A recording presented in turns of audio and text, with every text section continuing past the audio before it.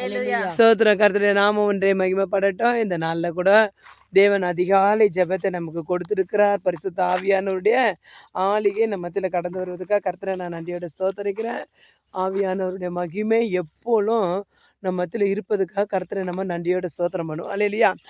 81வது நாள் அதிகாலை ஜெபத்தை தேவன் தாமே ஆசீர்வதிக்கும்படியா ஸ்தோத்திரம் பண்ணலாமா? ஸ்தோத்திரம் ஸ்தோத்திரம். ஆமென். ஒரு பாடலை பாடி தேவனுடைய நாமத்தை மகிமைப்படுத்துவோம். கால் மிதிக்கும் தேசமெல்லாம் கர்த்தருக்கு சொந்தமாகும், கண் பார்க்கும் பூமி எல்லாம் கல்வாரி கொடி பறக்கும்.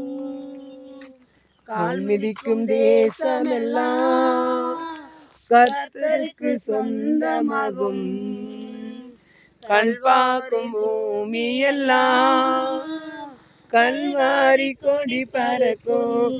அல்லேலூயா. இந்த நாள்ல கால் மிதிக்கிற தேசம் எல்லாம் கர்த்தருக்கு சொந்தம். அல்லேலூயா. ஆமென். ஆண்டவருடைய நாம மகிமைப்படட்டும். இந்த 81வது நாள் தேவன் தாமே கால் மிதிக்கிற தேசம் கர்த்தருக்கு சொந்தமாகட்டும். ஆமென். இந்த நாளில் கூட தேவன் தாமே இந்த அதிகாலை ஜெபத்தை நமக்கு கொடுத்திருக்கிறார். கர்த்தருடைய மகிமை வரும்படியாக ஆதியாகமம் 1ஆம் அதிகாரம் 1ஆம் வசனத்தை நம்ம வாசிப்போம். ஆதியிலே தேவன் வானத்தையும் பூமியையும் சிருஷ்டித்தார். அல்லேலூயா. ஆதியிலே தேவன் வானத்தையும் பூமியையும் கர்த்தர் சிருஷ்டித்தார். அல்லேலூயா. தேவன் சிருஷ்டித்த சிருஷ்டிப்புக்காக கர்த்தரை கைகளை வச்சு சோத்திரம் பண்ணலாமா? சோத்திரம் சோத்திரம். இந்த நாள்ல கூட பாருங்க, தேவன் சிருஷ்டித்த அந்த ஒரு அருமையான மகிமையான ஒரு இடமாய் தேவன் நமக்கு கொடுத்திருக்கிறார். அல்லேலூயா.